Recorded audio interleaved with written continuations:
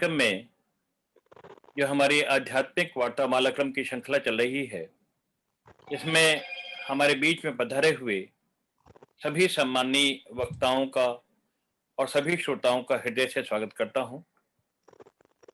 श्री अरविंद के 150वें जन्मोत्सव के अवसर पे श्री अरविंद सोसाइटी हिंदी शाखा और सैफिक की ओर से जो संयुक्त प्रयास आरंभ किया गया है और जिसके अंतर्गत निरंतर ही हम एक से एक सुंदर वार्ताएं सुन रहे हैं, आज पूज्य माँ और श्री अरविंद के चरणों में उसका 20वां पुष्प हम अर्पित करने जा रहे हैं।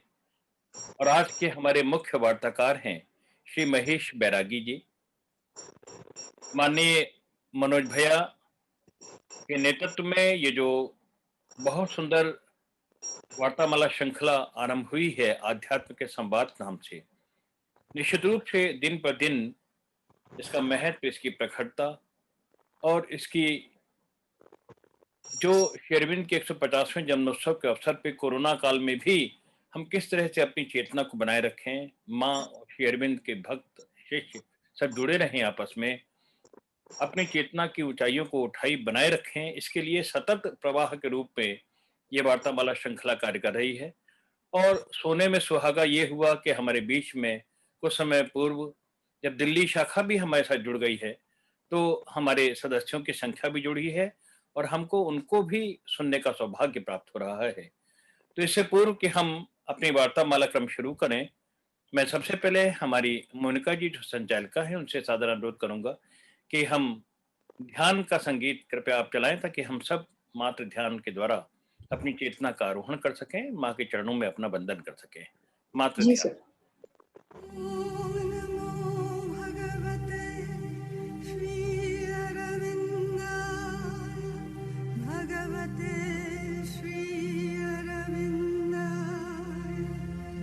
ॐ नमो भगवते श्रीअरविन्दाय श्रीअरविन्दाय ॐ नमो भगवते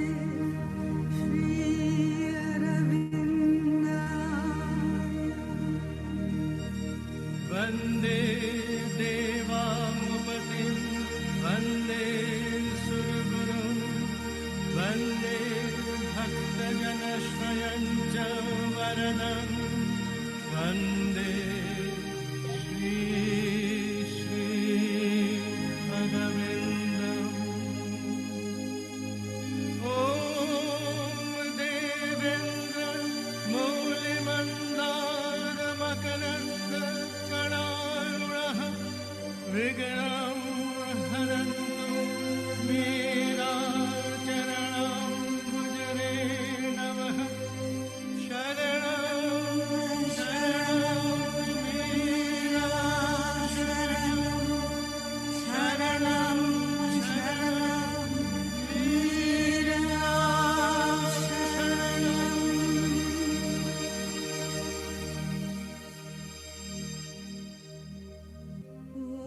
ॐ नमो प्रणवारथाय ॐ नमो शुद्धज्ञानैकमूर्तये ॐ नमो निर्मलाय प्रशान्ताय श्रीअरविन्दाय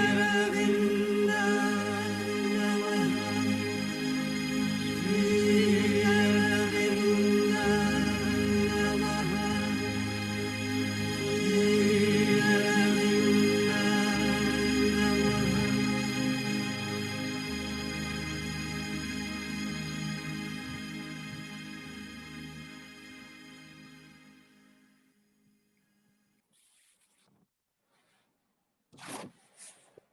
श्री अरविंदः शरणम मम।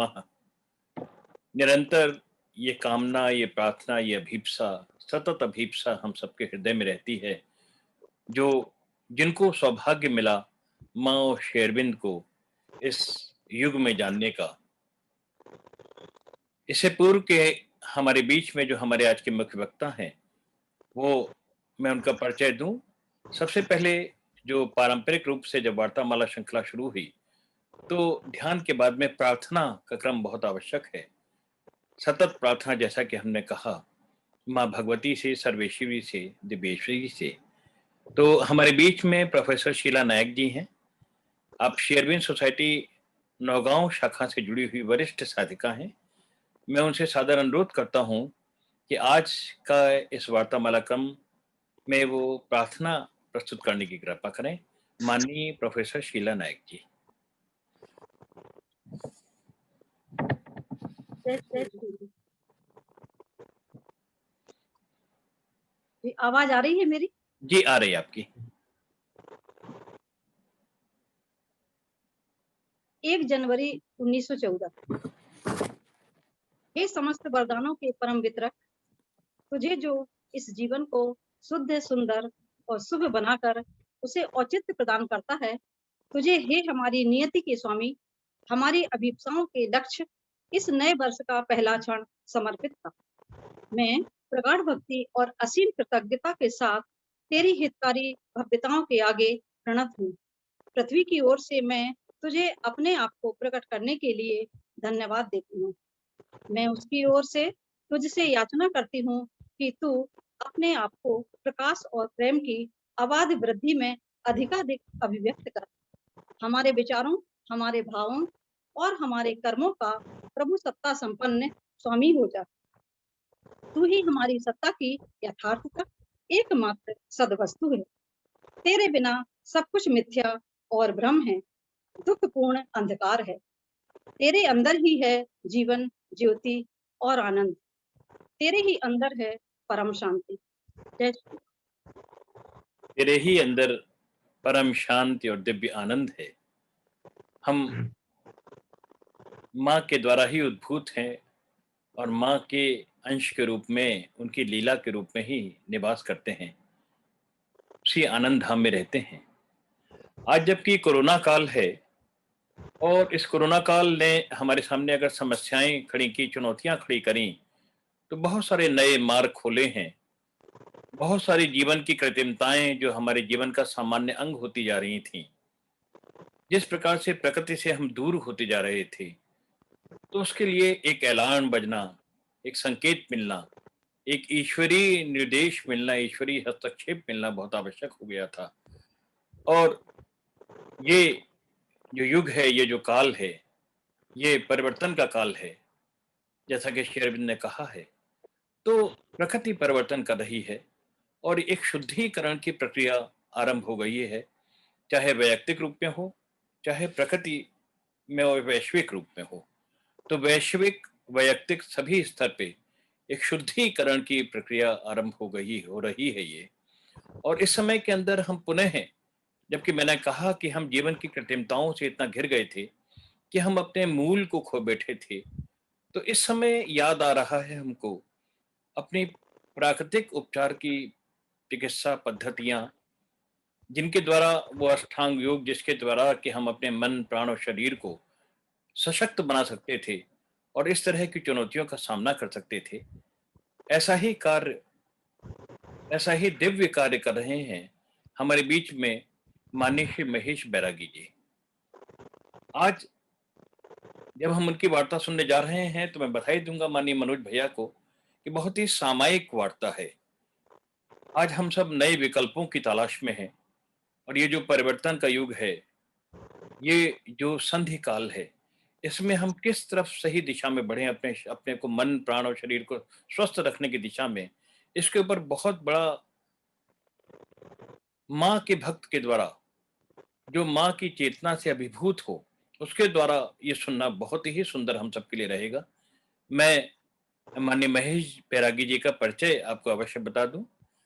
माननीय महेश बैरागी जी का जन्म और शिक्षा रतलाम में हुई और आरंभ से ही वो अपने शरीर को और स्वास्थ्य को कैसे सुदृढ़ बनाए रखा जाए, इस विषय में उनकी विशेष रुचि रही। शेरविन सोसाइटी केंद्र रतलाम से आपने अपने आध्यात्मिक जीवन का, अपनी आध्यात्मिक यात्रा का आरंभ किया। वहां से ये पथिक बने और पाथे चुना स्वास्थ्य और आध्यात्म। शेरविन सोसाइटी पौंडीचेरी में आप रहे हैं, वहाँ वास किया है और आदरणीय विजय भाई के सानिध्य में लगभग 3 वर्ष कार्य किया है। मैं समझता हूँ कि आदरणीय विजय भाई के साथ में जिन्होंने 3 वर्ष पौंडचेरी में रहकर कार्य किया हो, तो जैसा कि शेरविंद ने, मदर ने परफेक्शन की बात की है और जब पौंडचेरी आश्रम में हम जाते हैं तो पूर्णता के ही दर्शन होते हैं।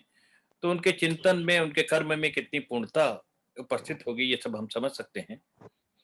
शेरविन सोसाइटी में पौंडचेरी में आदरणीय विजय भाई के सानिध्य में कार्य करते हुए ही वहां पर उस समय आप अन्य विशेष जो वहां के मुख्य साधक थे उनके संपर्क में आए। माननीय प्रणवदा जो शारीरिक शिक्षा विभाग के प्रमुख थे, और हम बहुत सारे प्रणवदा किस प्रकार से माँ अपनी कृपा उनके साथ करती थी और क्या भव्य व्यक्तित्व प्रणवदा का था, उनके संपर्क में आए। मोनादा जो सशक्त व्यक्तित्व के स्वामी हैं और उनके दर्शन मात्र से हृदय में वो प्रेरणा मिलती है, उनके साथ में अमल किरण जी के साथ में, डॉक्टर महेश्वरी जी के साथ में, इन सभी वरिष्ठ साधकों के साथ में आपका सानिध्य रहा, आपको प्रेरणा मिली और उसके साथ साथ में आपके चिंतन, दर्शन और व्यक्तित्व में उन सबके ज्ञान ने, उन सबके संसर्ग ने प्रवेश किया। आपने योगासन का औपचारिक शिक्षण प्राप्त किया है और उसके साथ साथ में एक्यूप्रेशर पद्धति आज के समय के अंदर एक्यूप्रेशर, एक्यूपंक्चर ये बहुत महत्वपूर्ण पद्धतियां हैं और हमारे शरीर के अंदर, हमारे तन के अंदर जहाँ एलोपैथिक बाह्य रूप से हमको स्वस्थ करती है, ये हमारे शरीर के अंतर की परतों को स्वस्थ करते हैं। तो उसका भी उन्होंने एक्यूप्रेशर का भी प्रशिक्षण प्राप्त किया है। तो और कई शिक्षा संस्थानों में अपनी सेवा दी है। तो आज के इस परिवर्तन के युग में, इस काल में, इस संधि काल में, इस कोरोना काल में, जबकि हम सब अपने निजी स्वास्थ्य के प्राकृतिक साधनों की ओर उन्मुख हो रहे हैं, तो उस समय उनकी वार्ता सुनना बहुत ही रोचक रहेगा। ध्यान और एकाग्रता के प्रति किस तरह से उन्होंने कार्य किया है, क्या कुछ ठीक रहेगा। तो मैं सादर आमंत्रित कर रहा हूँ हमारे बीच में माननीय महेश बैरागी जी धन्यवाद को। माननीय अनिल जी, महेश बैरागी। धन्यवाद। मैं सभी ऑर्गेनाइजर्स जितने भी लोग काम कर रहे हैं पिछले कितने ही सप्ताह से, और बहुत ही अद्भुत कार्य हो रहा है। मैं आप सभी लोगों से एक विशेष अनुमति चाहता हूं कि मैं थोड़ा, जब पौंडीचेरी में रहा तब महेश्वरी जी के साथ जब भी बात होती थी, चिन्मय जी के साथ बात होती थी, तो वाजपेयी जी का बहुत जिक्र हुआ करता था। मैंने कभी उनको देखा नहीं, कभी मिला नहीं, लेकिन आज देखे और मिल के धन्य हो गया हूँ। वो सब चीज़ें मेरे सामने पटल पे एक बार फिर से आ जाती है और महसूस करता हूँ कि उन्होंने इस सेंटर को किस तरह से खड़ा किया है, क्या किया होगा, वो सब मैं आज कल्पना कर सकता हूँ। तो मैं इस प्लेटफॉर्म को यूज़ करता हूँ उस पर्टिकुलर क्षण को याद करते हुए कि महेश्वरी जी ने और चिन्मय जी ने हम लोग आपके बारे में बहुत, मनोज भैया के बारे में भी अभी मैंने जाना बहुत कुछ, मुझे उनके बैकग्राउंड के बारे में, उनके बारे में जब मिलूंगा तब कुछ कर पाऊंगा, बात करूंगा उनके बारे में। हम सब माँ और शेरविन की कृपा से आज एकत्रित हुए हैं। एक महान क्षण है जब हम शेरविन का नाम लेते हैं, शेरविन और माँ का नाम जब लेते हैं, तब वो सब चीज़ें जो हमको कह चुके हैं, जो हम एक्सपेक्ट कर चुके हैं, सब को प्रैक्टिकल करने का एक मन में अनायास ही एक जज्बा होता है।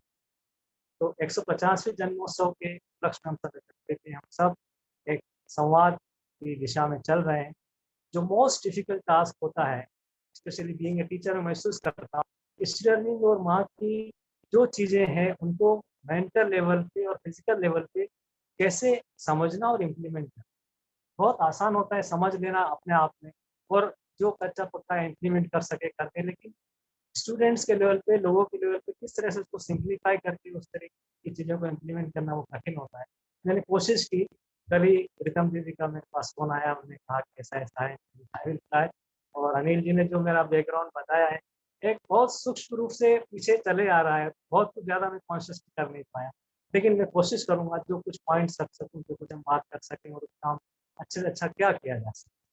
तो मैं बिना फॉर्मेलिटी के प्लीज़ मुझे माफ़ करें, मैं सबका धन्यवाद देता हूँ, सबको प्रणाम करता हूँ। तो हम शुरू करते हैं कि ये जो 150वां जन्मोत्सव जब ज़हन में आता है, तो मुझे माँ का वो सेंटेनरी मैसेज याद आता है कि माँ ने हम सब से कहा सुनीता के म्यूजिक के बाद, let us all try to be worthy of sharing this centenary.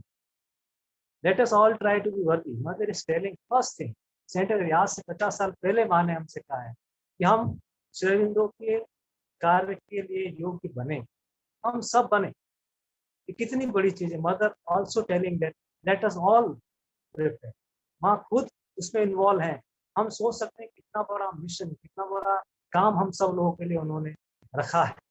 और इन 50 सालों में हम उस शब्द को, उस चेतना को, उस आशीर्वाद को महसूस करें कि जो माँ ने हमसे कहा है, कितने पल हम उस चीज को जी पाए।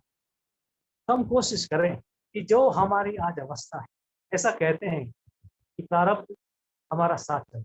हर जन्म में हमारा प्रारब्ध, जो कुछ हमने जीवन में किया है, फिर आगे उसको एक्यूमुलेट करके साइकिल ले जाना, फिर से वापस आता है। फिर प्रारब्ध हमें जहाँ जिस अवस्था में रखे हुए हैं, जो जहाँ है, टीचर है, डॉक्टर है, फिलोसोफर है, जो कुछ भी है, जो प्रॉब्लम है, लाइफ की डिफिकल्टीज है, सक्सेस है, वॉट हम जहाँ है वहाँ से हम माँ को साक्षी रखते हुए हम कोशिश करें कि हम आने वाले इस मोमेंट से 150वीं जयंती के शेरविन को क्या ऑफर कर सकते हैं। क्या हमारा जो रिमेनिंग पार्ट ऑफ टाइम जिस अर्थ प्लेनेट पे है, उसमें हम हर पल क्या एक ईंट रख सकते हैं कि मदर और शेरविन की चेतना में हम चल सकते हैं। और ये सब कुछ हम अधिकतर क्या होता है, हिंदुस्तान में सबसे ज्यादा बड़ी समस्या हो जाती है कि हम we try to change others.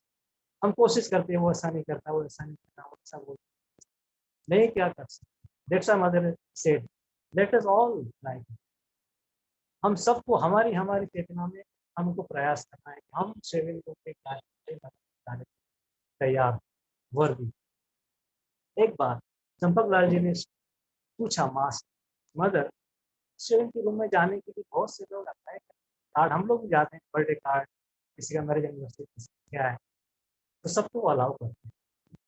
Champak Lal ji ने पूछा कि मदर कैसे, कितने लोगों को अलाउ करना चाहिए, किस तरह के लोग अलाउ करना है, what should be the criteria. तो वन मोमेंट के लिए माँ रुकी, माँ ने बोला yes my child, those who have done enough for the student. जिन्होंने शेरविन के लिए इनफ किया है वो जा सकते हैं स्टूडेंट। अब enough according to mother's consciousness क्या हो, हम इनफ ना कर सक रहे हैं, हम at least one break every day we can put towards. और वो हमारे लिए दुनिया को बदलने के लिए मेरे अंदर माँ की चेतना से क्या कर रहा हूँ। तो मैं सोचता हूँ कि सबसे बड़ी चीज होती है हम ये आज के दिन एक तरह का अपना स्वयं बोध लें, शपथ लें कि मैं मदर और शेरविन की चेतना में एक कदम आगे बढ़ने के रोज प्रयास करें। तो ये एक बहुत बड़ी चीज होगी हम सबके लिए। ये एक पहला पॉइंट है जो मैं चाहता हूँ कोशिश करें कि इस दिशा में कैसे बढ़ाएं। हर एक का अपना अलग अलग फील्ड है, हर एक का अपना अपना अलग लेवल, हर एक का तो उसमें कोई कुछ उसमें झगड़ा नहीं है, वी मस्ट प्रोसीड। तो मैं कोशिश करता हूँ कि दूसरी चीज मैं एक और मोमेंट लूंगा आप लोगों का यहाँ से। मैं स्वयं प्रकाश जी उपाध्याय दादा सेंटर के दादा और दीदी मोहन जी, उन्होंने हमको ऐसे राह उठाया रतलाम, और उनके जीवन की तपस्या से हम धीरे धीरे हम सब लोग जो कुछ भी कर पाए जीवन में वो एक बहुत बड़ी चीज है। तो मैं ग्रेटिट्यूड एक्सप्रेस करता हूँ उन सब लोगों के लिए, क्योंकि बहुत लंबी लिस्ट है, फिर भी मैं चाहता हूँ कि एक बार यहाँ से आप लोग को धन्यवाद प्रेषित करता हूँ। इसमें दादा दीदी, रितम दीदी, विजय भाई, प्रणव दा, सब मोनादा सब बोल ही चुके हैं, महेश्वरी जी, गेडी सेना, so many people that help me in guided. तो अपन शुरू करते हैं। महेश, मैं थोड़ा सा इंटरप्ट कर रही हूँ, ये थोड़ी सी आवाज गूंज रही है, तो एक बार फिर से अगर वो लगाकर ईयरफोन और फिर ट्राई करोगे, क्योंकि मुझे लग रहा है कि बहुत आवाज गूंज रही है। गूंज रही है, ओके। वो से मैं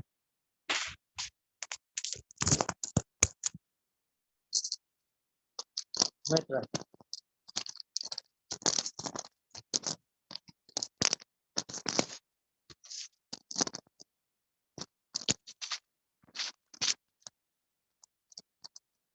अब आ रही है आवाज? हेलो, कोई रिस्पांस अब आ रही है? आ रही है आवाज, आ रही है, आ रही है, ओके जी। ओके। ये बेटर है क्या? हाँ, ये बेटर है। ये बेटर है। Okay okay, we will start with this. Okay, so जो कुछ भी मैं कह चुका हूँ उससे आगे बढ़ते हैं, क्योंकि वो बहुत ज़्यादा वो भी बात नहीं है। जैसा भी मेरे मन के जो उद्गार थे मैंने कहा है, और मुझे आप गाइड करते रहे time to time. Thank you Batu ji. जो टॉपिक मिला है मुझे वो स्पंदन, आध्यात्मिक स्पंदन और उसका उपचार, मतलब उससे उपचार किया जाए। मदर ने एक जगह लिखा है कि दो मेरा बैकग्राउंड कोई एक मिनट मेडिकल का नहीं रहा है, लेकिन मेरा इंटरेस्ट है। मैं बचपन से इस दिशा में चलने की कोशिश कर रहा हूँ और जो कुछ मैं कर पाया हूँ वो मैं आपके साथ शेयर करूंगा। Mother said once that whole universe has been created each moment। ये पूरा ब्रह्मांड हर पल रिक्रिएट होता है। हम जो एक पल पहले थे अब नहीं है और एक पल आगे भी नहीं रहेंगे। Everything is spun। This whole universe is actually throbbing vibration of the divine। तो ये स्पंदन सब लेवल पे हो रहा है। भगवान का स्पंदन है पूरा ब्रह्मांड, और साइंस ने भी उसको एक्सेप्ट कर लिया है कि this universe is expanding. Why it is expanding they don't know. That is the Spandan of the divine. It is vibration of the divine.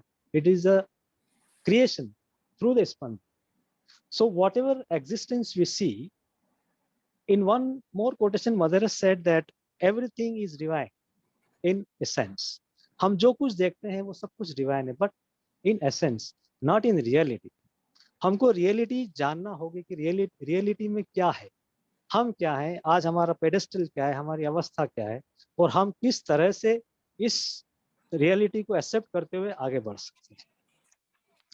तो जो सबसे बड़ी समस्या मैंने आपसे कहा कि इम्प्लीमेंटिंग मदर और शेरिंदो की चीज़ों को ऑन डिफरेंट लेवल।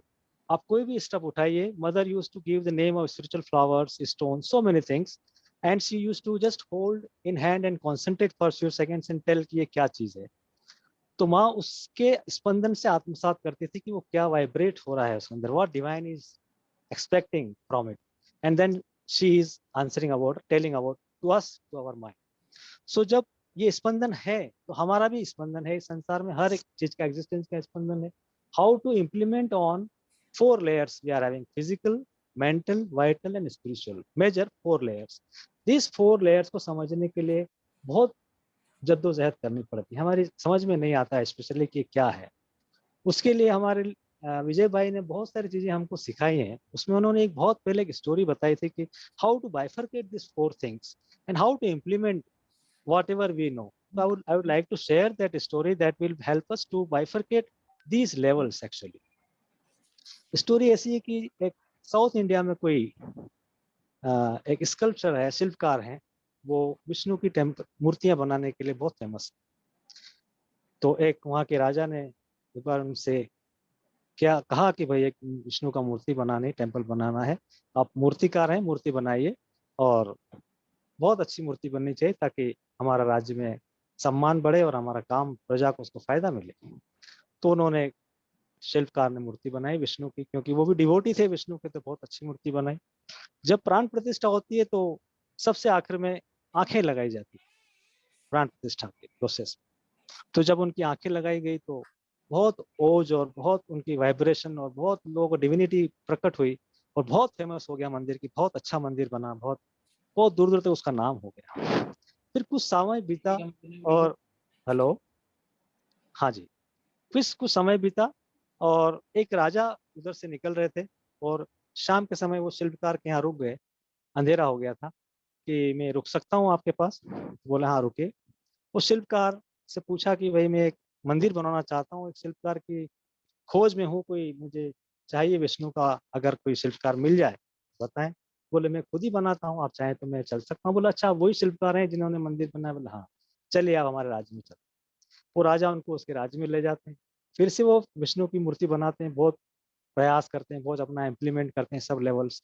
और वो जब मूर्ति के प्राण प्रतिष्ठा होती है तब मूर्ति में से पसीना आने लगता है। पत्थर की मूर्ति में से पसीना आना एक बहुत बड़ा डायमेंशन था। लोगों ने सोचा कि अरे ये कितना बड़ा शिल्पकार है, कि इतनी बेहतरीन मूर्ति बनाएगी, पत्थर की मूर्ति से पसीना आ रहा है। तब राजा को लगा कि ये मंदिर अगर कहीं और बना देंगे तो बहुत मुश्किल हो जाएगी। तो उन्होंने, जैसे पुराने जमाने में होता था कि उनके अंगूठे निकाल लिए, काट लिए गए। अब वो बिना अंगूठे के उस राज्य में रह रहे हैं। फिर एक दिन ऐसे ही कुछ योग आता है, फिर एक और राजा उनको मिलते हैं कि मुझे एक मंदिर बनवाना है, लेकिन मैं चाह रहा हूँ कि मिल जाए। उन्होंने कहा कि महाराज मेरे तो अंगूठे नहीं है, मैं क्या करूँगा? बोले नहीं नहीं, मैं आपके अंगूठे लगवा दूंगा, अगर लकड़ी अंगूठे लग जाए, और आपको क्या जरूरत है फिजिकल, आप कुछ अपने इंटरनल सेंसेस को यूज करके बहुत अच्छा काम करेंगे, चलिए यहाँ से छोड़ो सब। वहां से रात को वो निकल जाते हैं, फिर उस राज्य में जाते हैं, फिर से वो मूर्ति बनाते हैं, फिर वो प्राण प्रतिष्ठा का समय आता है और इस बार पसीना तो मूर्ति से आता ही है, लेकिन आंसू भी आते हैं। तो लोग कहते हैं कि ओहो देखिए कि आप कितना, पत्थर में से अगर पसीना और आंसू आ जाए, इतना बड़ा शिल्पकार कोई है तो संसार में कितनी बड़ी बात है।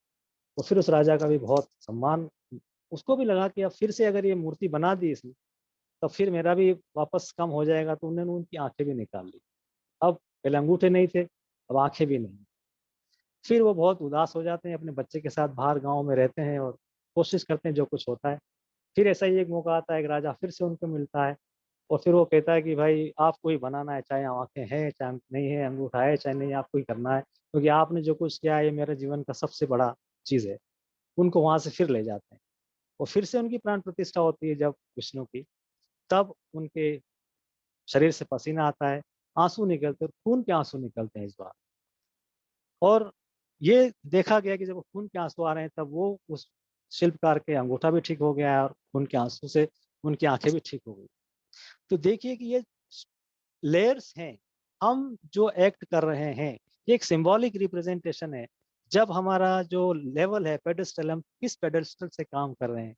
जब हमारा फिजिकल प्लान से काम करेंगे तो फिजिकल परफेक्शन की बात होगी। पहला जो शिल्पकार ने काम किया था वो फिजिकल लेवल से काम किया।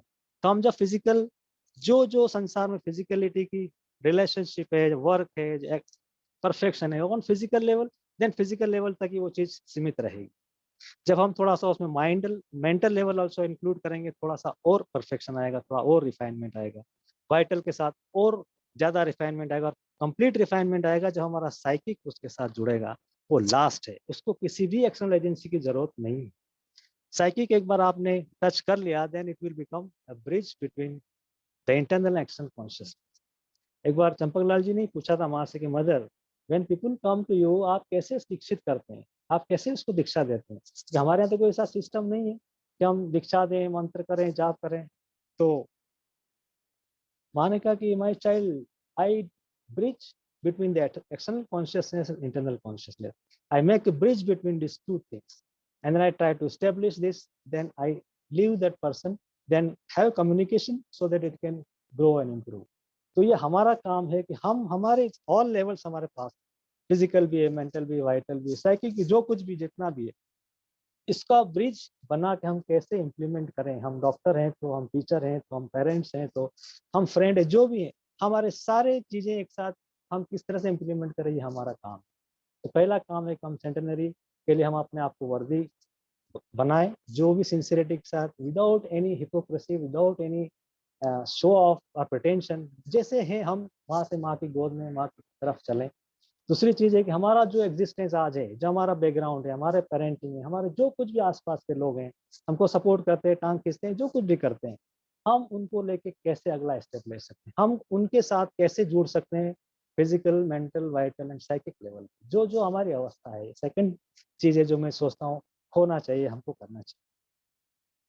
अब ये चीज होती है कि बाइफर्केशन कैसे किया जाए। सब लोग साइकिक की बात करते हैं, सब लोग बोलते हैं कि साइकिसाइजेशन होना चाहिए, स्पिरिचुअल लाइफ लीड करना चाहिए, लेकिन it is so difficult sometimes and so easy also. कैसे साइकिक को समझें, क्या एग्जाम्पल है। सबसे सुंदर एग्जाम्पल मैं महसूस करता हूँ हमारे रामचरितमानस में हनुमान जी का आता है कि साइकिक का परफेक्ट एक्सप्रेशन मदर ने भी बोला है कि Hanuman ji is the first embodiment of the psychic. कि राम कह रहे हैं कि कपि से उऋण नहीं हम भाई, भरत से कह रहे हैं कि मैं इस कपि से उऋण नहीं हो सकता, प्रति उपकार करो का तोरा, मतलब तेरा, जो कुछ आपने मेरे लिए काम किया है मैं उसका क्या प्रति उपकार कर सकता हूँ। जो भगवान को ऋणी कर दे वो साइकिक। और कैसे कोई ऋणी कर सकता है, सिर्फ सिंप्लिसिटी और ह्यूमिलिटी, सरेंडर। एक बहुत छोटी सी स्टोरी है हमारे इतिहास में। आई होप मुझे कोई फीडबैक देगा। Is it okay, should we proceed? जी आवाज आ रही है आपकी, बिल्कुल साफ सुनाई पड़ रहा है जी। It's okay, should I proceed? sure. Okay नहीं, एक बहुत इंस्पायरिंग स्टोरी है कि हम साइकिक को समझें कैसे, क्या होता है साइकिक एक्सप्रेशन, हम किस एक्ट को साइकिक की माने, किसको वाइटल की माने, किसी को मेंटल की माने। एक वेल नोन स्टोरी है टोडरमल जी की कि गुरु गोविंद सिंह जी के जब बच्चों को चुनवा दिया गया तो टोडरमल जी ने सोचा कि गुरु गोविंद सिंह वहां नहीं थे उस दौरान, कि उनका संस्कार किया जाए। अब संस्कार करने के लिए उनको जगह चाहिए। तो ऐसे आप मुगल साम्राज्य का आप जानते हैं कि क्या ऐसी हालत।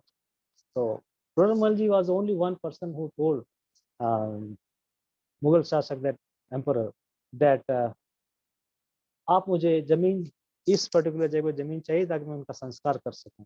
बोले हाँ जमीन मिलेगी, जितनी जमीन आपको चाहिए उतनी आप असरफियां बिछा दीजिए, वो आप जमीन ले लीजिए। ठीक है, he was knowing Todarmal ji was having enough money. Well ठीक है, तो उनको असरफियां बिछाएगी, बोला ऐसे नहीं, वर्टिकल बिछा, वर्टिकली असरफियां बिछाएगी। 6 गज जमीन का उस समय में 700 करोड़ रुपए की सिक्के गिननियां हुई थी। उस समय में 700 करोड़ सोचे हैं, वो गिन्नियों का उन्होंने वो जगह ऑक्यूपाई की। And he has sold him everything, everything उनका बेच दिया, वो बिल्कुल बैंकरप्ट हो गए, सब कुछ सेक्रीफाइस कर। जब उनका संस्कार हो गया, जो कुछ होना था कंप्लीट हो गया, फिर गुरु गोविंद सिंह जी से मुलाकात हुई। He was very much moved. उन्होंने बोला आपने क्या किया है और मैं आपके लिए अब क्या कर सकता हूँ, आपने जो कुछ किया उसका कुछ रिटर्न नहीं हो सकता। तो इतनी खूबसूरत बात उन्होंने कहा कि महाराज आपका दिया हुआ सब कुछ है, कुछ नहीं चाहिए, सिर्फ आप दे सकें तो एक चीज दें कि मेरे यहाँ कोई संतति ना हो। उन्होंने कहा अरे बाप रे, ऐसा क्यों बोल रहे हैं आप कि मेरे बाद मेरे वंश में कोई मेरा नाम लेने वाला ना हो, ना कोई मेरे बाद कोई इस चीज का कंटिन्यूएशन हुआ। उन्हें ऐसा क्यों चाहते हैं? उन्होंने कहा कि फिर कोई मेरी संतति में आके कहे नहीं कि ये मेरे पुरखों ने जमीन ली थी आपके काम के लिए। देखिए आप, ये है सुप्रीम सेक्रीफाइस, ये होता है psychic expression. When you have nothing expected in return, आपको कुछ भी नहीं चाहिए सिर्फ उस पर्टिकुलर एक्ट के लिए। इस तरह की हम कुछ चुनिंदा जीवन में माँ और शिवन के लिए कुछ कर्म कर सकें जिसमें हमको कुछ नहीं चाहिए, एक सिर्फ यही एक भावना कि हम मदर और शिवन के जीवन के एक स्टेप चल सके, उनके जीवन के बताए हुए रास्ते पर चल पाए, यही एक सबसे बड़े सेक्रीफाइस। और ये साइकिक एक्सप्रेशन, इसे छोटी छोटी जीवन की घटनाएं जो हमारे जीवन में आती हैं। कितने ही अनुयायी थे गुरु गोविंद सिंह जी, सबके दिमाग में, सबकी बात, सबके सामने ये घटना होती है, लेकिन उस पर्टिकुलर मोमेंट में हम क्या डिसाइड करते हैं वो डिसाइड करता है कि हम किस पेडेस्टल पे हैं। जब माइंड में हम कैलकुलेट करेंगे इससे मेरा क्या फायदा है, पार्टी लोग आते रहे कुछ इसमें मिलने वाला भी है कि नहीं, आगे क्या मतलब है इसका, साइकिक विल नेवर कैलकुलेट। उस समय सिर्फ वही एक काम है जो उसके सामने होता है एंड इट डज इट। तो हम कोशिश करें कि हमारे जीवन में जो कुछ हो जिसमें हम साइकिल को इम्प्लीमेंट कर सकें। छोटी छोटी घटना हो सकती है इसको हम साइकिल इम्प्लीमेंट कर सकते हैं, और बड़ी से बड़ी घटना को तो हम इग्नोर कर सकते हैं। It depends on us. So that is the thing we should always try to implement. So I hope we can work on different levels. इसी चीज को समझने के लिए माँ ने हमसे कहा है, लोगों ने पूछा है, बच्चों ने पूछा है कि how to study Shri Aurobindo, Shri Arvind को समझने के लिए क्या किया जाए, कैसे हम समझ सकते हैं। तो माँ ने उसमें स्टेप्स बताई। मैं उससे लिंक इसलिए कर रहा हूँ, we can understand this mental, vital, physical, we can understand psychic, we can also implement why mother has said how to read Sri Aurobindo, and then we can synthesize all these things for the treatment for upchar also. I will come at that. So mother has said that if you want to understand Sri Aurobindo, read a little, थोड़ा पढ़ना है, जो कुछ भी चीज आपको पसंद है उसको थोड़ा पोर्शन को पढ़ें। और थोड़ा पढ़ने का कारण क्या बताया माने कि if you will try to read like a novel then nothing will be coming into you and it will become very much upset in your everything. Take little, like mantra sings in your soul. Mother has said, आपके आत्मा में कान के through मंत्र soul में सिंग करता है और वहां से वो वापस से अपने जैसे बीज अंकुरित होकर फिर से पल्लवित होता है, फिर वो अपना फ्रूट्स देता है। सिमिलरली थोड़ा श्री अरविंदो का स्टडी, थोड़ा श्री अरविंदो का प्रैक्टिस, थोड़ा मेडिटेशन, थोड़ा थोड़ा करें and then let it go into your soul. और सोल से जब वापस से वो पल्लवित होकर आगे बढ़ेगा तब वो आपका रियल अंडरस्टैंडिंग होगी। आप गीता पढ़ते हैं, एक बार जब रीड करते हैं तो कुछ समझ में आता है, कुछ नहीं आता, सेकंड बार और कुछ समझ में आता है, and every time you go towards the Gita you realize that something else has come. Similarly Savitri, similarly all literature. तो सारे लिटरेचर को हम थोड़ा थोड़ा थोड़ा regularly, one break every day. In the beginning I told, एक ब्रेक, एक सेंटेंस, एक चीज, एक थॉट रोज हम मदर और शिवन की तरफ चलने के लिए अपने आप को रखना है। सिमिलरली हम उस तरह से हम हमारे एलिमेंट्स को तैयार करेंगे, हमारे माइंड को, वाइटल को, बॉडी को, साइकी को, सो हम इसको काम कर सकते हैं। So these are the things which we should work on it. Now healing के लिए मैंने बहुत कुछ अलग अलग पैथीज में मैंने कुछ समझा किया, लेकिन जो मैंने सबसे ज्यादा चीज समझी वो ये कि हम दो तरह से हीलिंग कर सकते हैं, एक सेल्फ हीलिंग जो हमारे खुद के लिए होती है और दूसरों के लिए हीलिंग करते हैं। लेकिन सबसे पहली चीज़ है जो हीलिंग में या जो उपचार में या अपने आप को ट्रीट करने के लिए जो सबसे इम्पोर्टेंट चीज़ है, दैट इज प्रोटेक्शन। क्योंकि हम जब सूक्ष्म चीज़ों की तरफ चलते हैं तो हमारा प्रोटेक्शन बहुत बड़ी कोई दिखाई देने वाली चीज़ नहीं होती है। When we start doing things beyond our physicality, then many things starts working on. The only thing which is important is purity. Purity of thought, purity of vital, purity of all senses. That is the most important thing in healing.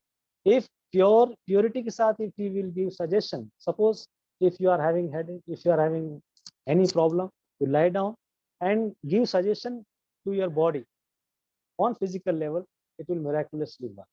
But more it will be able to work when you are purely in tune with the higher mind, in tune with the higher vital, in tune with the psychic, then it will miraculously work. So that can be done on personal level and similarly on others also. And more you want to go deeper into it, more you need to have these faculties cultivated in yourself. So this is what I feel, and it should be done in whatever thing happens in the universe. Like now whole world is under the pan of pandemic corona. There are so many dimensions to understand it. There are so many examples. Their 100% lungs have gone. They have finished. They could not do anything, and suddenly some vibration of some corner somewhere light has penetrated and they survived. And there are so many 10-20% also infected people have left the body. Why it is so? One is 100% lungs is over, still it is able to survive, and there are some 10% also finished because they have taken the side of what force actually. In ourselves, there are so many forces working, and that moment, which force we are trying to catch hold of, which force we are trying to hold on, and that is actually our survivor. If we are positive, if we are working towards the divine, towards the light, then automatically will be taken by positivity. If we are momentarily left in negativity, then we have left in darker side, and then one has to finish. So these are actually certain things which I feel that we should work on it, and we must proceed accordingly. One small thing about while teaching, I try to suggest not to teach. That is my most like favorite field. Like I never feel that I can become good teacher.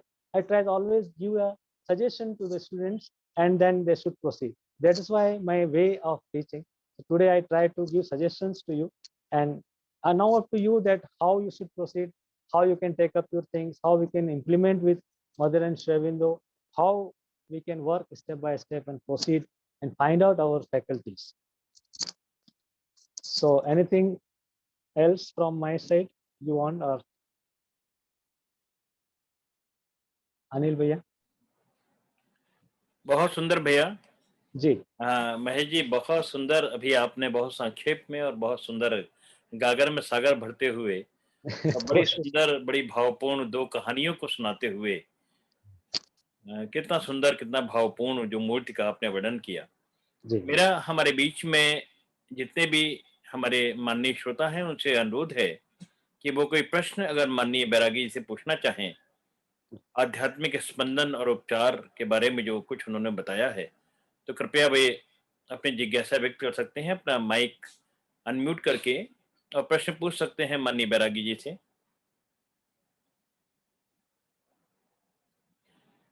माननीय बैरागी जी ने जो बहुत महत्वपूर्ण बात बताई वो ये कि पूरा ब्रह्मांड जो है, जैसा कि उन्होंने कहा कि माँ ने बताया है कि पूरा ब्रह्मांड जो है वो हर पल परिवर्तनशील है और साइंस उसको जो है प्रूव कर चुकी है कि एक्सपेंड हो रहा है क्षण प्रति क्षण, और हम मान लें कि दिव्य के स्पंदन है, जैसा कि उन्होंने कहा भगवान का श्वास प्रतिश्वास है, श्वास प्रतिश्वास है वो जो स्पंदन हो रहे हैं। और किस प्रकार से जब इतना बड़ा ब्रह्मांड स्पंदित होता है तो हमारे फिजिकल बीइंग पर, हमारे मेंटल बीइंग पर, हमारे वाइटल और हमारे स्पिरिचुअल के ऊपर किस तरह से वो स्पंदन प्रभाव डालते हैं, तो है ही है कि हम अंश हैं छित जल पावक गगन समीरा पंचरूप यह धरा शरीरा। तो अगर हम अंश हैं तो निश्चित रूप से वो स्पंदन प्रभाव डालते हैं। और बड़ा सुंदर उन्होंने टोडरमल जी का उदाहरण हमारे बीच में बताया, और कि संतति तक की प्रार्थना नहीं की कि वो प्रभु के चरणों में समर्पित कर दिया जाए। शक्ति के आवाहन के लिए जैसा कि उन्होंने बताया कि भागवत कृपा का आवाहन बहुत आवश्यक है, पुकार बहुत आवश्यक है। अंदर की पुकार को ही प्रत्युत्तर मिलता है, जैसा कि माता पुस्तक में आरंभ में ही श्री अरविंद ने कहा है। तो पुकार को ही प्रत्युत्तर मिलता है, एक सच्ची पुकार। हम अपनी ग्रहणशीलता को बढ़ाएं, हम अपनी आंतरिक चेतना का उन्नयन करें, हम अपनी श्रद्धा से भागवत शक्ति को पुकारें, तो उन स्पंदन का अनुभव हम कर सकेंगे और उन स्पंदन से अपने आप को हम स्वस्थ रख सकेंगे। निष्क्रियता और तमस के विरुद्ध और अवचेतन के विरुद्ध, अंधकार के विरुद्ध जो कुछ भी प्रतिरोध हमको करना है, वो तभी हो पाएगा जब हम अपने अंदर की आध्यात्मिक शक्तियों को, अपने फिजिकल, मेंटल, वाइटल, स्पिरिचुअल को उस भागवत स्पंदन, उस दिव्य स्पंदन, उस दिव्य स्पार्क, वो डिवाइन स्पार्क के साथ में जोड़ेंगे, तब हम विजय पा सकते हैं। तो बड़ा सरल, बड़ा सहज तरीका है, बहुत सरल है, बहुत सहज है। ये एलोपैथी की जितनी कठिनाइयां हैं, जितनी कृत्रिमताएं हैं, जो बड़े बड़े अस्पताल हैं, उन सबसे परे एक बहुत विशुद्ध चिंतन, शुद्ध चिंतन, जैसा कि माननीय बैरागी जी ने हमको बताया है, महेश जी ने, और उसका हम पालन करते हुए कैसे स्वस्थ रह सकते हैं आंतरिक रूप से, अपनी आत्मा, अपने मन, अपने चेतन शरीर पे और अपने शरीर से भी। बहुत सरल मार्ग, बहुत सुंदर वार्ता है, और निश्चित रूप से ये वार्ता हम सबको एक नई दिशा देगी, आत्मचिंतन, आत्मबोध के लिए प्रेरित करेगी। जो बहुत सहज शब्दों में उन्होंने अपनी वार्ता को प्रस्तुत किया और बड़ी विनम्रता के साथ में प्रस्तुत किया। मैं उनके लिए बहुत आभारी हूँ। मैं पुनः आह्वान कर रहा हूँ कि अगर हमारे बीच में कोई भी ऐसे श्रोता हों जो कुछ प्रश्न करना चाहें, तो वो प्रश्न अपने कर सकते हैं। जी, मैं विनोद मालोदिया। हाँ, मालोदिया जी, स्वागत है आपका। हाँ, बोलिए मालोदिया जी, बताइए। जी, महेश जी से मुझे मैं बीच में थोड़ा हस्तक्षेप करूंगा। पिछले सप्ताह आपकी बहुत सुंदर वार्ता हुई थी, उसका मैं बहुत बहुत बहुत आभारी। मैंने बात सुनने का अवसर मिला। ये प्रेरणा तो आपकी है। मुझे ऐसा स्मरण आता है कि महेश जी से पांडिचेरी में 30 साल के लगभग पहले हम लोगों की मुलाकात हुई है। मुझे भी कुछ याद आ रहा है आज। जी। और बहुत ही आज की वार्ता से बहुत अनुप्राणित हुआ, प्रभावित भी हुआ हूँ। एक छोटी सी जिज्ञासा है मेरी कि प्राणायाम का क्या इसमें कोई भूमिका हो सकती है? ये जो हमारी फिजिकल, वाइटल, मेंटल और स्पिरिचुअल जो सीट हैं उनके। बिल्कुल बिल्कुल। देखिए, जो कुछ भी जितनी विधाएं हमारे सनातन धर्म की है, उन सब विधाओं को मदर शेविन ने एक्सेप्ट किया है, और उन सब चीजों को हम डिवाइन कॉन्शियसनेस का खाली थॉट इंप्लीमेंट कर दें, एक विचार इंप्लीमेंट कर दें कि माँ और शेविन की चेतना मेरे इस नौसिल से जा रही है, इट्स गेटिंग इनटू माय मूलाधार and again coming up, exhaling every all impurities. ये बहुत ये बेटा जरा धीरे धीरे माइंड के लेवल पे होगा, फिर वाइटल पे होगा, फिर साइकिक, और automatically it will be become spiritual experience. तो ये बिल्कुल होता है, बिल्कुल 100% इट इज यूज्ड। जैसे पहले माइंड से वाइटल में आएगा कि फिजिकल से वाइटल में जाएगा, वाइटल से क्या, कौन सी प्रोसेस है? साइकिक, वो हर एक व्यक्ति का इवोल्यूशन अलग अलग है दादा। हर व्यक्ति का इवोल्यूशन अलग अलग स्टेज पे है। किसी का कौन सी चीज इवॉल्व ज्यादा है, कम है, उसमें कुछ वो नहीं है। Everybody is equally given everything. हम सबके पास सब कुछ है। जो अवस्था हमारा माइंड है, जिस अवस्था में हमारा वाइटल है, जिस अवस्था में हम हैं, उसमें से हम चलें। इसका कोई झगड़ा नहीं है, कम ज्यादा कुछ नहीं होता। Whatever we take up, हम माँ और शेविन का नाम ले लें कि हम उस चेतना को अंदर जाने दे रहे हैं और हम उसको वापस इम्प्योरिटी के साथ निकाल रहे हैं। हर सांस हमें प्योर कर रही है, पवित्र कर रही है, माँ के लिए तैयार कर रही है। बस ये बहुत बड़ी चीज है, और धीरे धीरे अपने आप सारे काम होते जाए। बहुत बहुत धन्यवाद। धन्यवाद। बहुत सुंदर। सांसों की माला में सिमरूं में तेरा नाम, ये हमारे बीच में माननीय महेश जी ने बताया। हमारे बीच में डॉक्टर जेपी सिंह जी भी उपस्थित हैं। डॉक्टर साहब, आप कुछ प्रश्न करना चाहेंगे? हमें 2-3 मिनट समय देंगे? जी बिल्कुल बिल्कुल बिल्कुल बिल्कुल। आप कॉम्प्लीमेंट है, और मेरा कोई प्रश्न नहीं है, इतना बढ़िया इन्होंने बोला। क्योंकि वही चीज है, तो उसका एक हम एग्जाम्पल देते हैं बहुत ही साइंटिफिक तरीके से। श्री अरविंद ने लिखा, मैं इंग्लिश में पढ़ दूंगा। अगर जी, जी। इजाजत हो तो मैं पढ़ दूं। बिल्कुल ना बिल्कुल ना बिल्कुल बिल्कुल डॉक्टर साहब, स्वागत है। यह है एवरीथिंग बिगिंस विद वाइब्रेशन और मूवमेंट, द ओरिजिनल शोभ और डिस्टर्बेंस। सुन रहे हैं? जी जी जी जी, आ रही है, आवाज आ रही है। If there is no movement of the conscious being, it can only know its own pure static existence. Without vibration, without vibration or movement of being, in consciousness, there can be no act of knowledge and therefore no sense. Without vibration or movement of being in force, there can be no object of sense. Movement of conscious being as knowledge, becoming sensible of itself as movement of force. In other words, the knowledge separating itself from its own working. So watch that and take it into itself again by the feeling. This is the basis of universal संज्ञान। जैसे ये जो है subliminal होता है कि हमारे मन में कहीं दूसरे छोर पे कोई घटना घटती तो हमें लगता है कि कुछ हो रहा है, उसके बारे में कह रहे हैं this is true both of our internal and external operations. I become anger, यहां ध्यान देने की बात है, I become anger by vibration of conscious force acting as nervous emotion, and I feel the anger that I have become by another movement of conscious force acting as light of knowledge. I am conscious of my body because I have myself become the body. That same force of conscious being which has made this form of itself, this presentation of its workings, knows it in that form, in that presentation. I can know nothing except what myself am. यहाँ पे ध्यान देने की बात है, जो अभी महेश जी ने कहा कि जैसे कुछ टेलीपैथी है या रेकी है, ये सब चीजें बता रहे हैं। I can know nothing except what I myself am. हम सब एक हैं। If I know others, अब हम दूसरे को जानते क्यों? Because it is because they also are myself. वो भी हम हैं। Because myself has assumed these apparently alien presentation as well as that which is nearest to my own mental center. All sensation, all action of sense is thus the same in essence, whether external or internal, physical or psychical.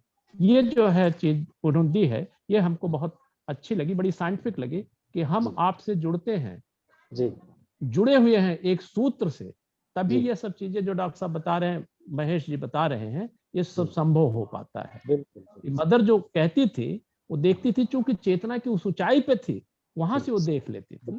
तो अब हमें तो उनसे जुड़ना अगर है, एकात्मता उनसे हो जाती है, तो हम उस चीज को समझ सकते हैं। बस यही चीज मेरा कहना। बहुत बहुत धन्यवाद महेश जी। मेरा पहली मुलाकात आपसे है, जान में अनजाने में कहीं हुई हो तो मैं नहीं कह ना सकता। ना ना प्लीज प्लीज, मुझे बहुत खुशी हुई मिलकर। अनजाने में हुई होगी डॉक्टर साहब, अवश्य हुई होगी। हम लोग कहते खाते हैं। बहुत बहुत शुक्रिया, बहुत बहुत शुक्रिया। और अनिल जी बहुत बहुत शुक्रिया कि आपने अवसर दिया। जी डॉक्टर जी जी। डॉक्टर भारती हमारे बीच में है, वो रेकी पे काम करती हैं, अगर कुछ उसको जोड़ना चाहे। डॉक्टर भारती गुप्ता जी हैं। हम न दिखाई पड़े इसमें। डॉक्टर भारती जी हमारे बीच में हैं। डॉक्टर भारती जी, आप अपना प्रश्न पूछ सकती हैं, अपनी जिज्ञासा पूछ सकती हैं। डॉक्टर भारती जी, या कुछ उसमें ऐड करना चाहे, वो स्वयं भी रेकी पे बहुत काम उन्होंने किया है। अन्य कोई अगर पूछना चाहे तो पूछ सकता है। डॉक्टर भारती जी, आप क्या आवाज सुन पा रही हैं? मनोज भैया, शायद से उनसे संपर्क नहीं हो पा रहा है। हाँ, आगे चलिए भैया, आगे जो किसी और को पूछना है तो राजेश कुमार हमारा नाम है। जय श्री माँ। जी जी जय जी बताइए। जी जी जी, हम अभी कुछ ही दिनों से माँ और माँ के जीवन से संबंधित ये व्याख्यान से जुड़े हैं सर। तो हमें ज्यादा कोई विशेष अनुभव इस दिशा में नहीं है।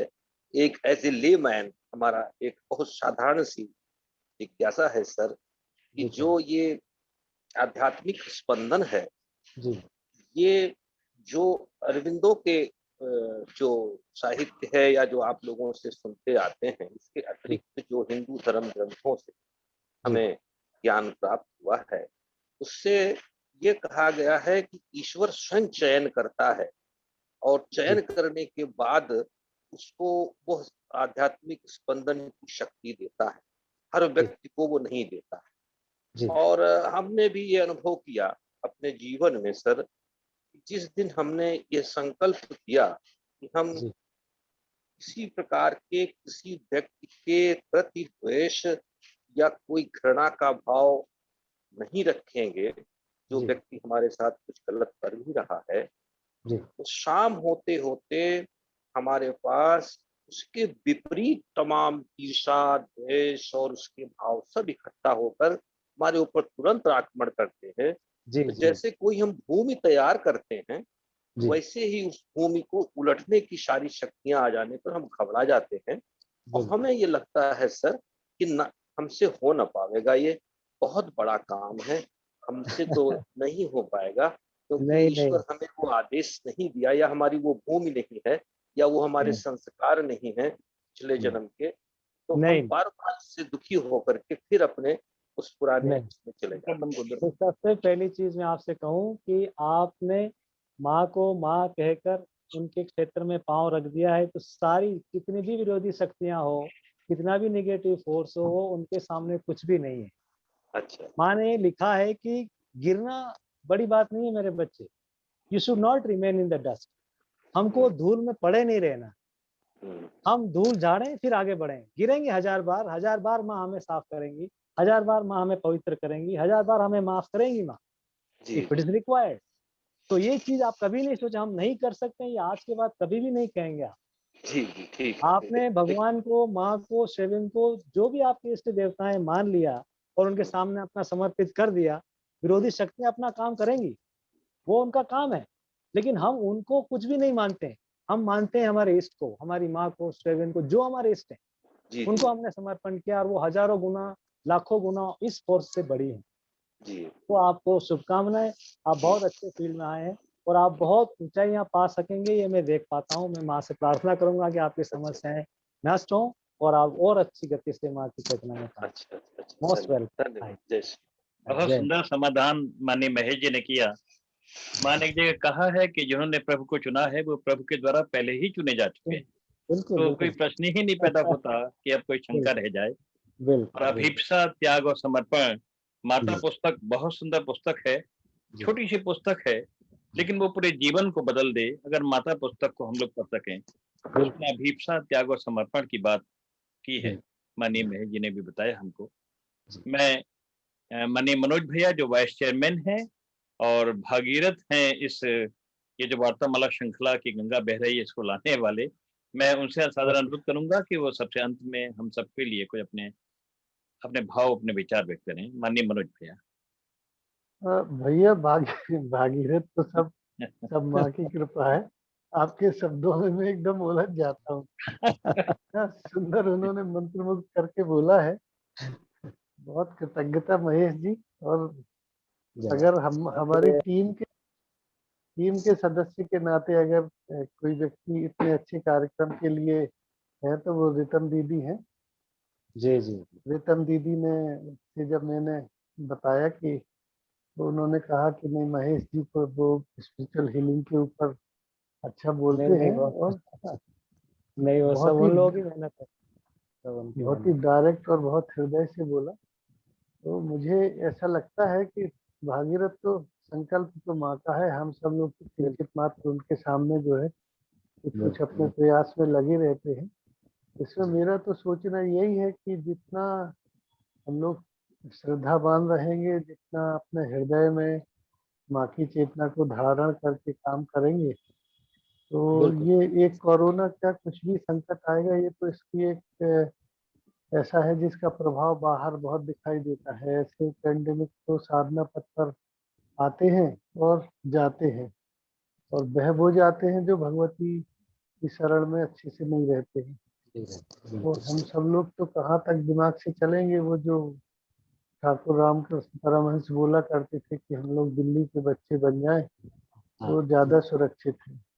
और जहाँ तक इस विषय की बात है तो मैं असल में इसमें सुनना चाहता था दूसरे लोगों को, पर मुझे इस प्रसंग में एक बात माँ की याद आती है। विद्वान जन यहाँ चूंकि बहुत बैठे हैं, पूरी गैलेक्सी ऑफ साधक है, सद्भावना बहुत बड़ा रोल अदा करती है हीलिंग में। वो उपचार चाहे वो स्पंदनों से हो, चाहे वो रेकी से हो, चाहे वो प्राणिक हीलिंग हो, मुख्य बात है कि आप कितने आप में सद्भावना है। एक टीचर जो है वो बिल्कुल भी क्लासरूम में डांट डपट नहीं करती है, कुछ बोलती नहीं है, और उनके पहुंचते ही सारी कक्षा अनुशासित हो जाती है। और एक टीचर है जो बिल्कुल डस्टर से लेके डंडे से लेके सबका प्रयोग करती है, बुरा बोलती भी है, लेकिन एक क्षण नहीं निकलता और फिर कोई ना कोई उद्दंडता कर देता है। तो जिस तरह से अनुशासन और है, उसी तरह से सद्भावना, ये आत्म संयम की चीज। जितने हमारे भीतर के वाइब्रेशन होंगे सद्भावना के, हार्मोनी, उतनी हार्मोनी हमारे चारों तरफ रहेगी। तो कभी बहुत जो आपके घर में जो सौभाग्यशाली हैं कि जिनके घर में अभी बुजुर्ग हैं, वो प्रायः आपसे कुछ नहीं कहते, बस आप उनके पास जाइए, वो आपके देखेंगे, मुस्कुराएंगे, थोड़ी देर में फिर मुस्कुराएंगे, जरा सी बात करेंगे। लेकिन हमें क्यों ज्यादा अच्छा लगता है उनके पास बैठ के? क्योंकि सारे समय वो घर में भले ही बाहर न जाते हैं, पूरे समय वो प्रार्थना में रहते हैं, और आपके शुभेच्छा की वाइब्रेशन उनके भीतर हमेशा रहती है। जैसे ही आप उनके कक्ष में जाते हैं, वो आपको देखते हैं तो उनके भीतर की शुभेच्छा आपको चारों तरफ से आवृत कर देती है। और माँ कहती है कि ये जो संवेद स्पंदन है, एक जगह माँ ने कहा है कि तुम अपना आध्यात्मिक वातावरण स्वयं साथ में लेकर चलते हो, और ऐसा प्रयास करना चाहिए। बहुत सारे लोग हैं, वो किसी भी रेलवे कंपार्टमेंट में हो या किसी जगह हो, और थोड़ी देर में वहाँ अच्छा लगने लगता है, हम लोग को अच्छा लगता है। तो संवेदना स्पंदन जो है वो हमारे हमारे साथ चलते हैं। इसी तरह आप देखेंगे कोई एक व्यक्ति आके आपके बीच में बैठता है, और अचानक यदि आप संवेदनशील हैं तो आपको लगता है कि समथिंग इज वेरी ऑस्पियस, या ठीक इसका उल्टा भी लगता है।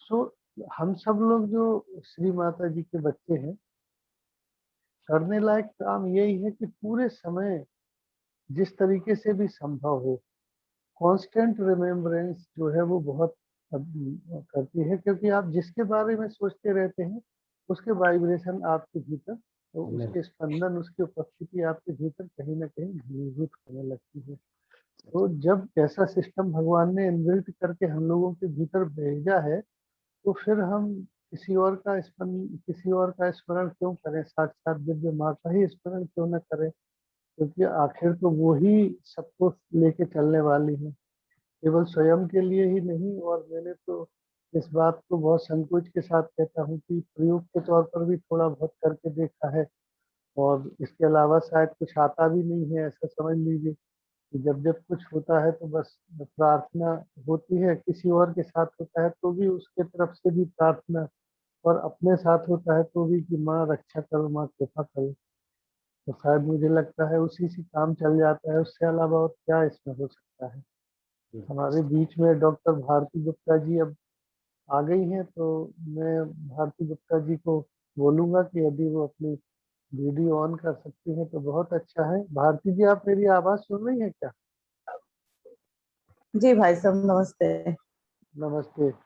आप भारती गुप्ता जी जो है, इन्होंने रेकी पे बहुत सारा काम किया है, और खासकर ये जो कोरोना का काल है, इस कोरोना काल में ये हमारी छोटी बहन जैसी है, हमारे बहुत पुरानी परिचित है पारिवारिक। और इस जो ये पेंडेमिक का काल है, इसमें स्वयं इन्होंने अपनी तरफ से दूसरों को, जिनको किसी को ऑक्सीजन की कमी है, नाना प्रकार के जो जो संकट रहे हैं, और पूरे मनोयोग के साथ इस पे उन्होंने प्रयास किया है। मैं उनका बहुत अभिनंदन करता हूं, और चाहूंगा कि यदि वे हम लोगों को बीच में कुछ अपनी बात शेयर करना चाहें रेकी के विषय में और कैसे उनके अनुभव रहे सद्भावना को लेकर, तो प्लीज जरूर शेयर कीजिए। डॉक्टर भारती गुप्ता, ये इंजीनियरिंग में पीएचडी है, मैं आपको बताऊं, पर इनका भीतर का जो है वो इतने अच्छी सद्भावना है कि उन्होंने बहुत। प्लीज भारती जी कुछ बोलिए। जी नमस्कार सभी लोग उपस्थित लोगों को। रेकी मैं आज से शायद 22 वर्ष से मैं रेकी कर रही हूँ। और रेकी बेसिकली तो ये एक जापानी चिकित्सा पद्धति है जो अब आजकल ऑल ओवर वर्ल्ड में इसको सीखा जाता है। तो रेकी क्या है कि रेकी बस आप इसका जस्ट ये समझ लीजिए कि रेकी जो है और वो किसी का भी कुछ भी बुरा या अहित नहीं करेगी, जो भी करेगा वो अच्छा ही करेगा। तो ऐसा कहते हैं कि सभी व्यक्ति लोगों का व्यक्ति विशेष का अपना एक ऑरा होता है, साथ ही साथ जो पूरा एनवायरनमेंट है उसमें भी ऑरा होता है जिसको हम कॉस्मिक एनर्जी बोलते हैं। तो रेकी बेसिकली एक चैनल प्रोड्यूस करता है उस कॉस्मोस एनर्जी और उस व्यक्ति के बीच में। तो अगर हम रेकी कर रहे हैं, वो भी क्या कह सकते हैं हम, एक मेडिटेशन है काइंड ऑफ। तो जब हम रेकी करते हैं तो उस कॉस्मोस एनर्जी को वो व्यक्ति जो है अपने उस चैनलाइज करता है उस एनर्जी को। तो उस व्यक्ति की खुद की एनर्जी तो है ही, साथ में वहां से भी एनर्जी ले ली। तो मतलब आप ये समझिए कि वो व्यक्ति जो है वो एनर्जी से भरपूर हो गया और उस एनर्जी का यूज हम सभी के हित के लिए ही करते हैं। वो हित किसी भी तरह का हो सकता है। आप अपने फूल पत्ते पौधों को रेकी दे सकते हैं, किसी भी तरह की पारिवारिक शारीरिक मानसिक किसी भी तरह की समस्याओं के समाधान के लिए रेकी इस्तेमाल कर सकते हैं। किसी भी कहीं पे भी जिसको आपको लगता है ये एक प्रॉब्लम है या प्रॉब्लम नहीं भी है, अच्छा है और अच्छा होने के लिए आप उसको रेकी कर सकते हैं। और मेरा ऐसा मानना है कि कोई सारी मेडिटेशन टेक्निक्स जो भी हैं सारी बहुत अच्छी हैं, लेकिन इन सब के ऊपर एक चीज होती है विश्वास। अगर आप किसी भी पद्धति में विश्वास करते हैं तो मेरा ऐसा मानना है कि वो सुफल देती ही है। तो इसी तरह से रेकी के भी 3 चरण होते हैं। पहले चरण में उसको आप स्पर्श चिकित्सा पद्धति जैसे मान सकते हैं, क्योंकि उसमें आप अगर किसी को रेकी दे रहे हैं तो उसको आपको टच करना जरूरी होता है। इसके बाद दूसरा चरण होता है जिसमें आप विदाउट टचिंग आप किसी को हीलिंग दे सकते हैं। और तीसरी जो चरण होता है उसमें अगर आपने उसकी रेकी का ट्रेनिंग लिया है थर्ड चरण का, तो उससे आप फिर रेकी मास्टर बन जाते हैं, यानी आप दूसरों को भी सिखा सकते हैं। तो मैंने सेकंड स्टेप तक रेकी सीखा हुआ है और करीब 22 साल से मैं रेकी लगातार करती जा रही हूँ। कभी अगर लंबा सेशन फुर्सत में बैठेंगे लोगों के बीच तो बताएंगे मैंने रेकी के ऐसे ऐसे अनुभव किए, ऐसी ऐसी चीजें मैंने रेकी दे के लोगों को सफल किया है। इसमें मतलब मैं बोस्ट नहीं कर रही हूँ, लेकिन ये मेरा अनुभव है और जो हमारे साथ जिनको रेकी दिए है उनको भी है। एक फिर भी एक छोटा सा एग्जाम्पल बताऊं, आज से 2 साल पुरानी बात है। एक 18 वर्ष के एक बच्चे को ग्वालियर में, जो हमारे परिचित का भतीजा था, उसको सांप ने डस लिया और उसकी हालत इतनी खराब हो गई कि डॉक्टर ने जवाब दे दिया। तो जो वो हमारे परिचित थे उनका रात में 11:30 बजे फोन आया मेरे पास। परिचित मतलब हमारे कलीग ही हैं, तो उनका फोन आया कि मैडम आप क्या उस बच्चे को रेकी दे सकती हैं क्या, उसकी हालत ऐसी है। मुझे रात भर नींद नहीं आई, मैं उस बच्चे को रेकी करती रही। अगले दिन भी मैंने उन परिचित को फोन लगाना तो उचित नहीं समझा कि पता नहीं किस स्टेट में होंगे, लेकिन दोपहर में 2 बजे फोन आया। उन्होंने इतना थैंक बोला कि 2 बजे जाके डॉक्टर ने बोला कि अब इसकी हालत खतरे से बाहर है।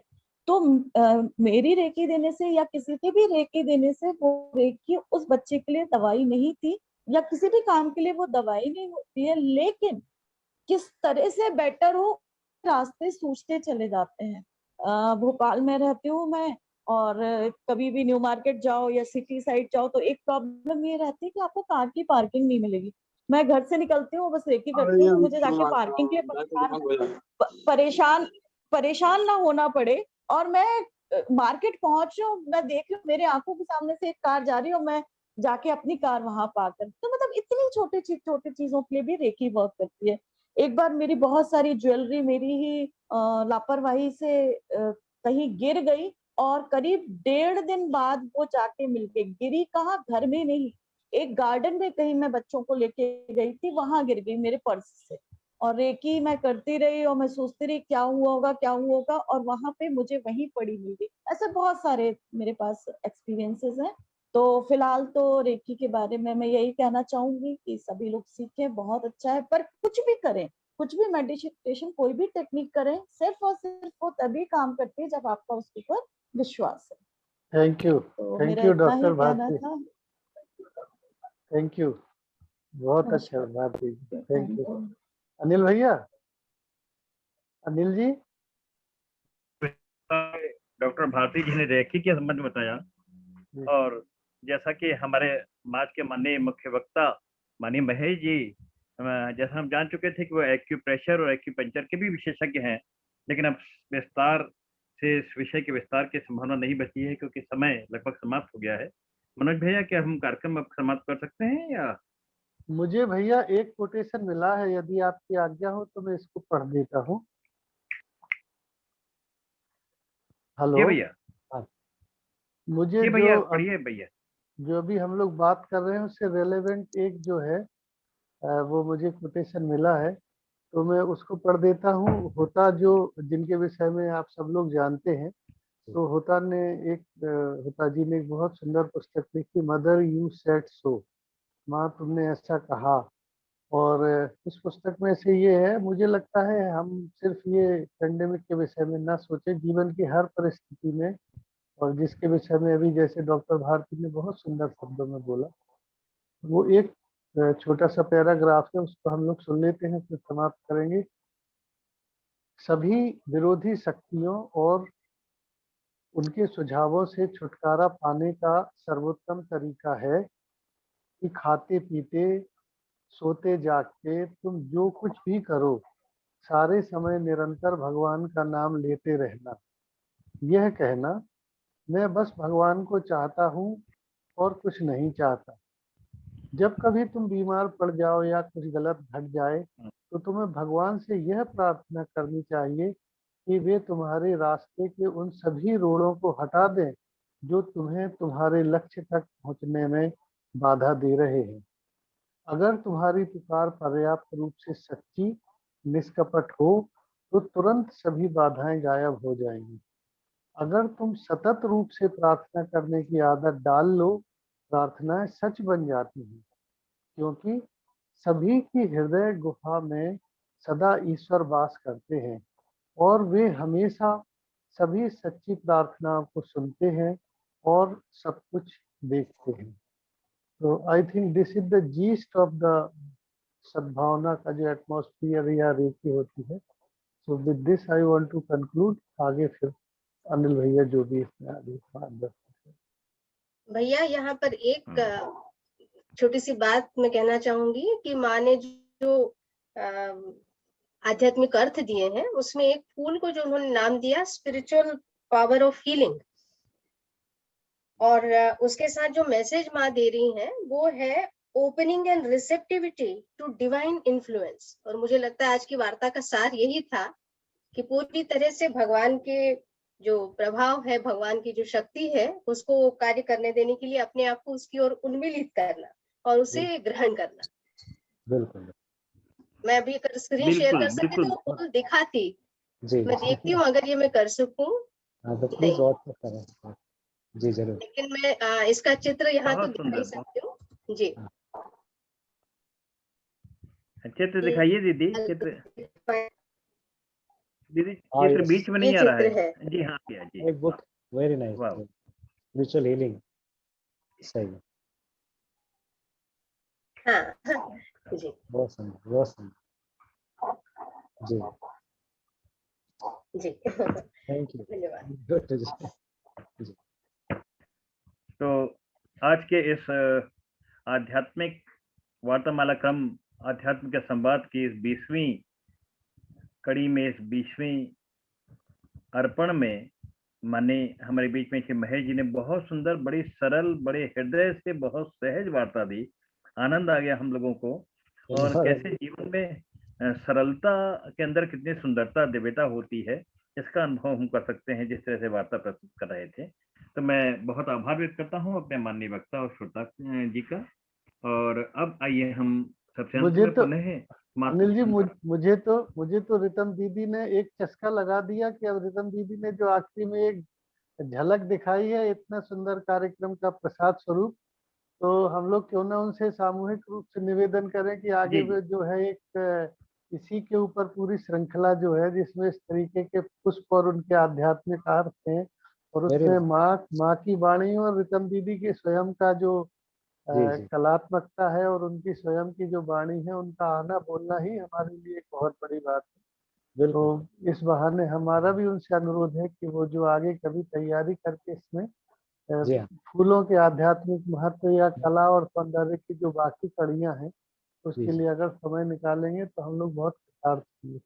बिल्कुल। बहुत धन्यवाद भैया, और मैं जरूर करूंगी, ये मेरा सौभाग्य, जरूर करेंगे इसको। ये बहुत सुंदर अभी कवर पे रितम जी ने दिखाया था पूर्ण स्वास्थ्य पुस्तक का, और बहुत सुंदर ये सचमुच संक्षेप में क्या कुछ चंद शब्दों के अंदर और ये अभिव्यक्ति थी जो कुछ आज की वार्ता थी। तो आइए हमें एक से पूर्व कि हम इस वार्तामाला क्रम को अब समाप्त करें, मैं बताना चाहता हूं कि फेसबुक के अंदर इसका प्रसारण समानांतर रूप से चल रहा था और उसके साथ साथ में आने वाले 2-3 दिन के अंदर ही यूट्यूब के अंदर भी ये वार्ता होगी और हम सब इसको दोबारा सुन सकते हैं या और लोगों को प्रेरित कर सकते हैं कि इस वार्ता को सुन के अपने जीवन को, अपने चिंतन को कैसे दिव्य बनाए और शारीरिक स्वास्थ्य और स्पंदन और उपचार की दिशा में कैसे आगे बढ़े। तो आइए अब सबसे अंत में हम मात्र ध्यान भैया आप कुछ कहना चाहेंगे अगली वार्ता के बारे में? हाँ, मैं एक सूचना देना चाहता हूँ जी। एक तो अगले रविवार को श्री अरविंद आश्रम की जो दिल्ली शाखा है उनका जो टाइम 4 बजे वार्ता होगी और उसमें आपको विदित ही है कि श्री अरविंद की जीवनी जो समय समय हम लोग विद्वान वक्ताओं के माध्यम से सुन रहे हैं, तो उसमें अभी हम लोगों ने हमारे बिहार प्रांत के जो प्रांत प्रमुख हैं विनोद जी, उनके साथ में 1920 से 1926 तक की वार्ता सुनी थी। अब उसमें सिद्धि दिवस और उसके पीछे की पृष्ठभूमि और उसका महत्व, तो इसके बारे में हमारी अपर्णा दीदी जो है, अपर्णा रॉय दीदी, वो उनसे वो नहीं मनोज भाई माफ कीजिए, मैं बीच में आ रही हूँ। अच्छा, आप अब एकदम प्रकट हुए। ये अपर्णा दीदी स्वागत है। थोड़ा सा कार्यक्रम में परिवर्तन आया है, हमारे बीच में डॉक्टर जेपी सिंह जी बैठे भी हैं और उनकी तरफ से एक विषय का प्रस्ताव आया है, तो जो मैंने आपसे बात की थी उसको हमने थोड़ा सा स्थगित किया है। अगले रविवार हम लोग डॉक्टर जेपी सिंह जी को ही सुन रहे हैं। ठीक है दीदी।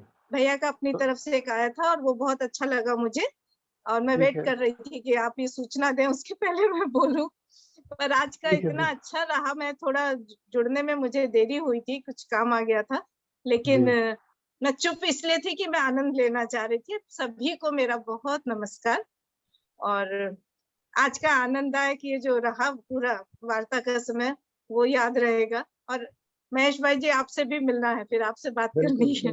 बिल्कुल मनोज भाई बस इतना ही बताना था। अगले रविवार को जैसा दीदी ने संशोधित किया, अगले रविवार को डॉक्टर जयप्रकाश सिंह जी जो श्री अरविंद सोसाइटी हिंदी क्षेत्र के सम्मानित उपाध्यक्ष महोदय हैं, तो वो दिल्ली आश्रम की जो हमारी साप्ताहिक पाक्षिक जो श्रृंखला होती है उसमें उनकी वार्ता होगी। और उसके बाद जो रविवार अर्थात 27 जून का जो रविवार आएगा, तो उसमें डॉक्टर सुरेश चंद्र त्यागी जो स्वयं भी श्री अरविंद सोसाइटी हिंदी क्षेत्र के सबसे वरिष्ठ उपाध्यक्ष हैं, तो वे श्री अरविंद की पत्रकारिता उसका जो भाग 2 है, आपको विदित होगा कि प्रथम भाग डॉक्टर त्यागी ने दिया था जिसमें श्री अरविंद ने जब लेखन कार्य शुरू किया वहां से लेकर उन्होंने पौंडीचेरी पहुंचने तक का जो है उसका उन्होंने किया था कि कैसे कैसे उन्होंने वंदे मातरम और दूसरे जो अखबार है युगांतर उन सबका लेखन किया था। अब पौंडीचेरी पहुंचने के बाद श्री अरविंद किस तरीके से उस कार्य को आगे बढ़ाते हैं, उसमें आर्य के माध्यम से बाद में मदर इंडिया तक कैसे उनका जाता है, जो उनके पत्र हैं वो भी बहुत उल्लेखनीय है। तो उस सब पे विस्तार से डॉक्टर सुरेश चंद्र त्यागी जी चर्चा करेंगे। तो वो हमारी वार्ता 14 दिन बाद जो है वो 27 जून को होगी। श्री अरविंद एक पत्रकार, उसका उत्तरार्ध, तो आप सबसे अनुरोध है कि उसको भी आप लोग जरूर सुनिए। बस ये 2 सूचनाएं थी अनिल भैया, मैंने बीच में समय ले लिया। अब हम लोग कंटिन्यू। जी आइए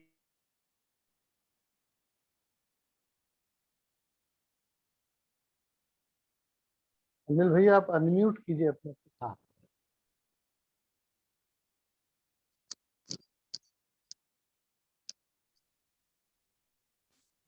म्यूट है। अनिल भैया म्यूट हो गए हैं, अनम्यूट कर लीजिए।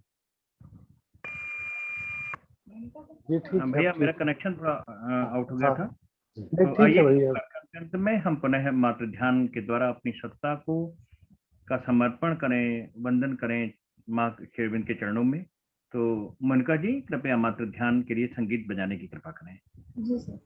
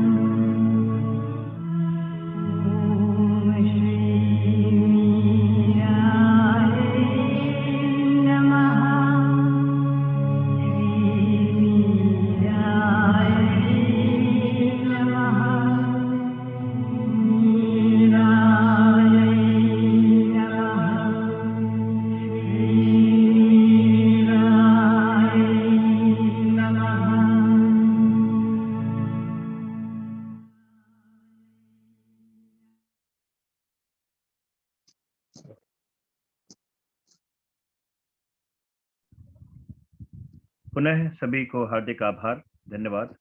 और अगले सप्ताह हम दिल्ली आश्रम द्वारा आयोजित होने वार्ता में पुनः शामिल होंगे। इस आह्वान के साथ में हम विदा लेते हैं। नमस्कार, प्रणाम, जय श्री मां। जय श्री राम। धन्यवाद।